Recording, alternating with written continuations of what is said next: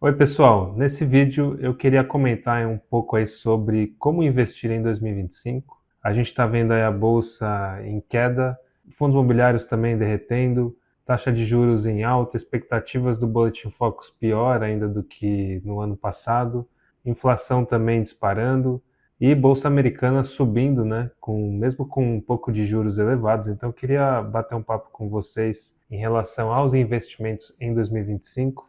O primeiro ponto que a gente tem que entender, aonde nós terminamos no ano passado, né, com a curva de juros subindo, aí a 14, 15%, a Selic, né, o DI de 10 anos, que é o DI 10, a gente vê que ele está em alta e continua em alta. Em relação à Bolsa de Valores, ela está descontada justamente porque a curva de juros tem subido drasticamente pela questão de déficit fiscal, que aumenta o risco, e o mercado acaba querendo mais juros para financiar o Estado brasileiro. O que mudou do ano passado até agora e o que é a expectativa para o próximo ano, 2025, 2026? O mercado ainda tem a mesma expectativa, então não acho que a Bolsa brasileira deva ter ali uma virada de chave para alta, a não ser que a gente tenha algum gatilho no mercado. A gente fala muito de trigger, né? Alguma coisa, algum estopim para a bolsa realmente virar, a gente tem uma virada de chave aí para alta, mas em relação a uma taxa de juros alta, isso não deve acontecer.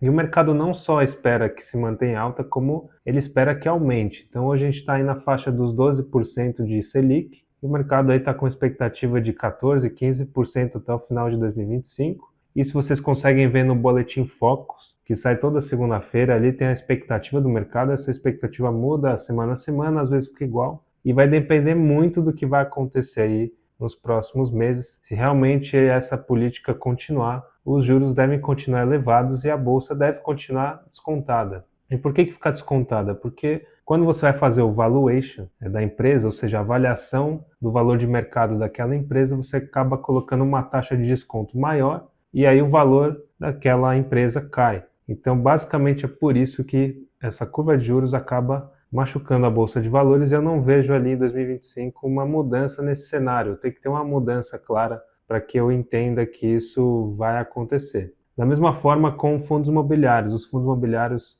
sofreram muito por conta dessa alta do DI, e realmente eu não vejo também uma perspectiva muito positiva, ainda mais porque na reforma tributária a gente teve aí um veto presidencial em relação a um benefício fiscal em relação a fundos imobiliários. Não vou entrar no tema especificamente agora, mas que também gera uma expectativa ruim para fundos imobiliários, e inclusive a maioria deles caíram hoje, no dia que eu estou gravando, sexta-feira, dia 17, caíram ali 2, alguns 3% em um dia, o que é bastante, e o mercado está com medo de tudo, né, do que está acontecendo. A Bolsa de Valores deu uma recuperadinha ali, talvez um fechamento de posição de vendidos, né, de quem estava operando vendido na Bolsa. Isso não quer dizer que a gente inverteu para compra. Pode ser que eu esteja errado, que na próxima semana, quando esse vídeo estiver publicado, pode ser que eu esteja errado e a Bolsa suba. Esse é o mercado, essa é a Bolsa de Valores, mas eu acho que uma subida estrutural vai depender muito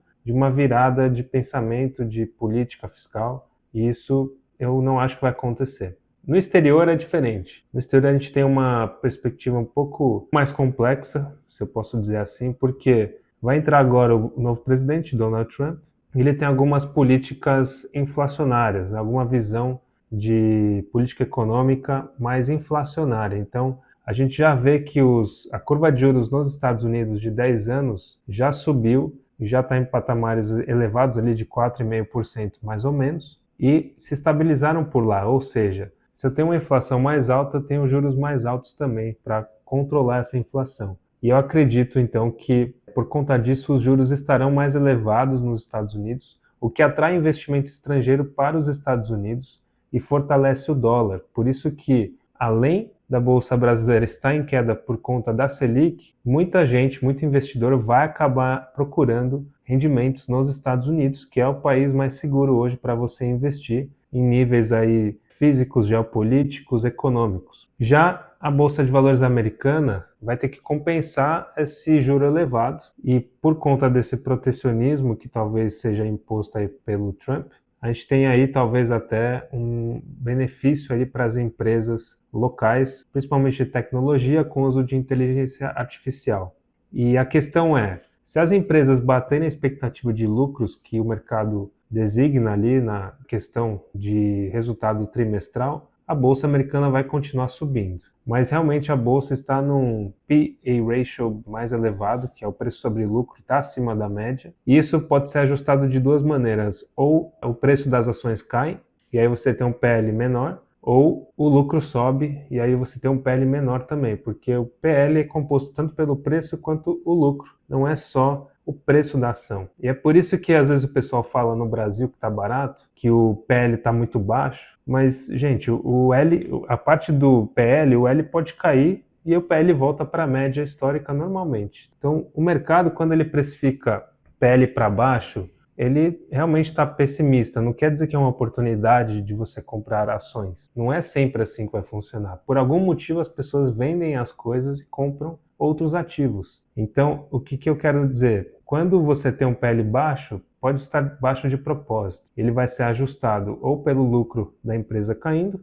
ou o preço da ação caindo também. Então, a gente tem essas variáveis ali quando fala de PL. Já foi para mim um indicador que eu utilizei bastante. Hoje eu já não uso tanto assim o PL, porque eu entendi que quando você tem uma variável de preço e outra de lucro, você vai ter ali ajustes nas duas variáveis. Não adianta só olhar PL e falar que a empresa está barata, porque às vezes o mercado está antecipando um lucro que vai diminuir. Assim como tem um PL muito elevado, e o pessoal não quer comprar porque o PL é muito alto, e aí no próximo resultado a empresa triplica, quadruplica o lucro, e aí o PL acaba abaixando, e aí você deixou de comprar porque você achou que era alto, e não é simplesmente alto por nenhum motivo, o mercado joga uma expectativa. É isso, normalmente é isso que acontece, e a expectativa do mercado então aí com os resultados trimestrais das empresas americanas, eu acho que se vier acima aí ou bater a expectativa, a bolsa continua lá subindo, apesar de ter juros estabilizados aí em 4,5% mais ou menos. Vamos analisar o que acontece, né, em relação a tudo isso que eu falei. O dólar eu acho que continua forte, mas assim, se você tem uma estratégia bem clara, você não precisa mudar ano a ano. O que eu estou falando aqui é mais ou menos a minha visão do que eu acho que vai acontecer. E isso muda as minhas perspectivas de novos aportes. Não quer dizer que eu vá mexer na minha carteira porque esse ano o juro é elevado lá fora, nada disso. Por exemplo, se eu tenho esse cenário montado, o que eu penso? Vou mandar mais dinheiro para o exterior e jogar mais em renda fixa aqui no Brasil. Por quê? A renda fixa vai aumentar o rendimento, porque a Selic vai subir, e o dólar vai se valorizar por conta dos juros mais elevados lá nos Estados Unidos, então eu acabo mandando dinheiro para fora. E eu evito comprar a bolsa de valores. Isso não quer dizer que eu vá vender as ações, eu não vou vender minhas ações porque são ações que eu gosto, acredito, mas realmente você comprar com a faca caindo, você pode se machucar se a ponta estiver para baixo. Então não adianta, caiu, comprou, isso é sardinhagem, é coisa de investidor pequeno, então não caiam nesse conto de é uma oportunidade agora, vendam para mim que eu estou enchendo o meu bolso cheio de ações, porque nada é tão ruim que não possa piorar. Então essa é a mensagem que eu quero deixar para 2025, para vocês que investem. Sejam cautelosos, protejam o seu patrimônio,